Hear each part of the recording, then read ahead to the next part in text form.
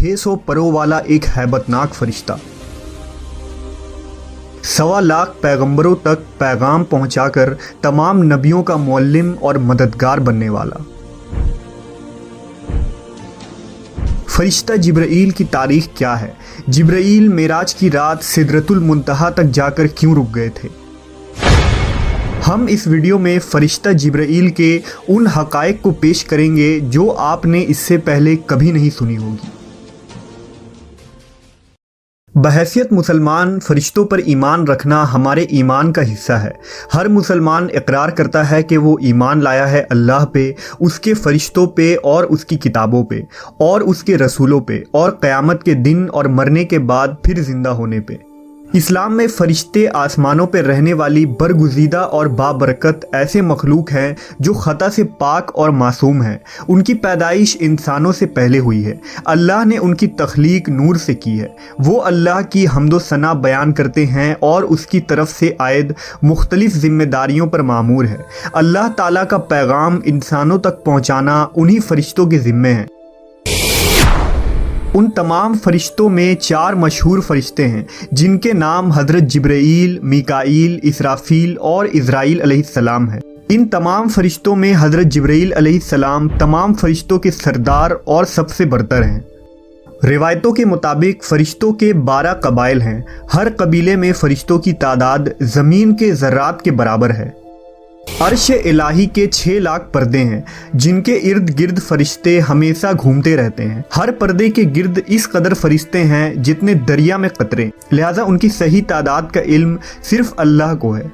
जिब्राईल अलैहिस्सलाम को अल्लाह के दरबार में सबसे ज़्यादा कर्ब हासिल है। जिब्राईल के माने अब्दुल्लाह यानी अल्लाह का बंदा है, मीकाईल के माने उबैदुल्लाह और इसराफील के माने अब्दुर्रहमान है। दरअसल हर वो लफ्ज़ जो ईल के साथ मुंसलिक हो वो अल्लाह की इबादत करने वाला है। कुरान पाक में 3 मकामात पर जिब्राईल अलैहिस्सलाम का नाम आया है। बाज़ जगह उन्हें रूहुल कुदुस और रूहुल अमीन भी कहा गया है। जब जिब्राईल अलैहिस्सलाम आलम वजूद में आए तो फ़ौरन सजदे में गिर पड़े और ये सजदा तकरीबन 30,000 सालों की मुद्दत में ख़त्म हुआ। जिब्राईल ने जब सजदे से सर उठाया तो अल्लाह ताला का इरशाद हुआ, हमने तुम्हें नूर ख़ास से पैदा किया और तमाम ख्वाहिशात, नफ्सियात, जिस्मानी बीमारियों, तलाश मौत से बरी रखा है। तुम्हें कोई बहकाने वाला और राह रास्त से भटकाने वाला नहीं होगा।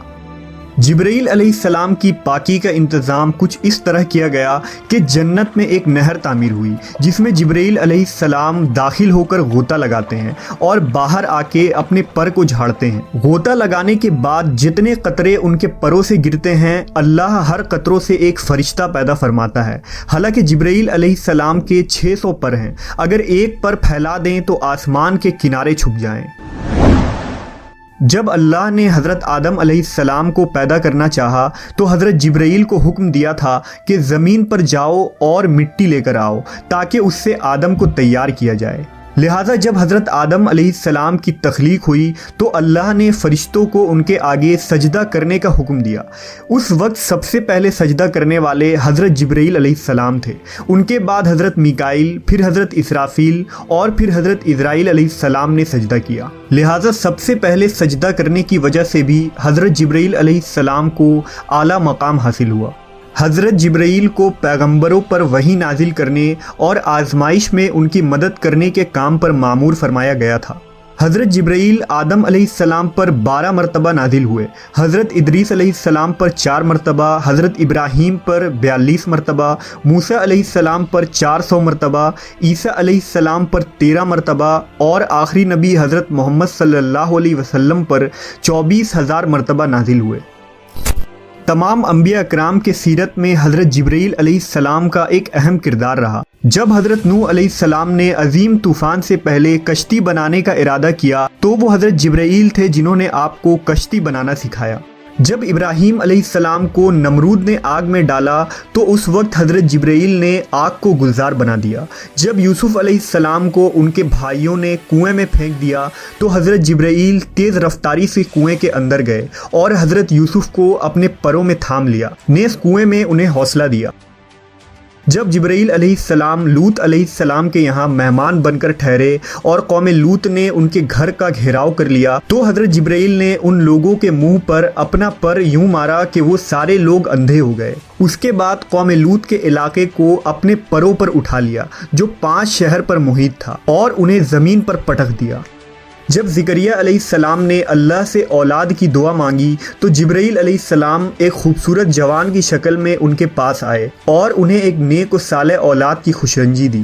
حضرت عیسیٰ علیہ السلام کی پیدائش بھی جبرائیل علیہ السلام کے کلمہ کن سے ہوئی۔ مختصر یہ کہ پیغمبروں کے واقعات میں حضرت جبرائیل علیہ السلام کا ایسا کردار ہے گویا آپ نے دنیا کی تاریخ کو بدل ڈالا۔ تمام نبیوں کے پاس حضرت جبرائیل انسانی شکل میں آتے تھے، لیکن آخری نبی حضرت محمد صلی اللہ علیہ وسلم نے حضرت جبرائیل کو ان کی اصلی حالت میں دیکھا ہے۔ جبرائیل امین اور حضور صلی اللہ علیہ وسلم کی پہلی ملاقات کا واقعہ نہایت ہی دلچسپ ہے۔ دراصل حضور کو تنہائی پسند تھی اور آپ غار حرا میں جا کر عبادت کیا کرتے تھے، لہٰذا ایک دن غار حرا میں آپ عبادت میں مشغول تھے۔ اس اثنا میں آپ صلی اللہ علیہ وسلم کے پاس ایک فرشتہ آیا اور کہا پڑھو۔ آپ نے کہا میں پڑھ نہیں سکتا۔ فرشتے نے آپ کو سختی سے دبا دیا، پھر چھوڑ دیا اور کہا پڑھو۔ حضور نے کہا میں نہیں پڑھ سکتا۔ فرشتے نے دوسری مرتبہ دبایا، پھر چھوڑ دیا اور کہا پڑھو۔ حضور نے کہا میں نہیں پڑھ سکتا۔ تیسری دفعہ اس فرشتے نے آپ کو پھر دبایا اور چھوڑ دیا اور کہا اپنے اس پروردگار کا نام لے کر پڑھو جس نے انسان کو پیدا کیا۔ اس کے بعد آپ صلی اللہ علیہ وسلم گھر واپس آئے۔ آپ کا دل لرز رہا تھا۔ آپ اپنی زوجہ حضرت خدیجہ کے پاس آئے اور کہا مجھے کمبل اڑا دو، لہٰذا انہوں نے آپ کو کمبل اڑا دیا۔ جب آپ کی گھبراہٹ کچھ کم ہوئی تو آپ نے حضرت خدیجہ کو سارا واقعہ بتایا۔ اس کے بعد حضرت خدیجہ آپ صلی اللہ علیہ وسلم کو اپنے چچا زاد بھائی ورقہ بن نوفل کے پاس لے گئیں۔ ورقہ ان لوگوں میں سے تھے جو موحد تھے اور اہل مکہ کے شرک و بت پرستی سے بیزار ہو کر نصرانی ہو گئے تھے اور انجیل کا عبرانی زبان سے عربی میں ترجمہ بھی کیا تھا۔ وہ بہت بوڑھے اور نابینا ہو چکے تھے۔ حضرت خدیجہ نے ان سے کہا کہ بھائی جان آپ اپنے بھتیجے کی بات سنیے۔ ورقہ بن نوفل نے کہا کہ بتائیے آپ نے کیا دیکھا؟ حضور نے غار حرا کا پورا واقعہ بیان فرما دیا۔ یہ سن کر ورقہ بن نوفل نے کہا یہ تو وہی فرشتہ ہے جس کو اللہ تعالیٰ نے حضرت موسیٰ کے پاس بھیجا تھا۔ پھر ورقہ بن نوفل کہنے لگے کہ کاش میں آپ کے اعلان نبوت کے زمانے میں تندرست و جوان ہوتا، کاش میں اس وقت تک زندہ رہتا جب آپ کی قوم آپ کو مکہ سے باہر نکالے گی۔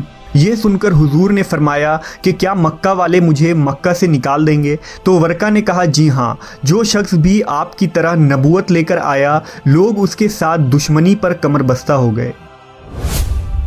وہ فرشتہ حضرت جبرائیل علیہ السلام تھے جو ہمیشہ نبی صلی اللہ علیہ وسلم کے حامی و مددگار بنے۔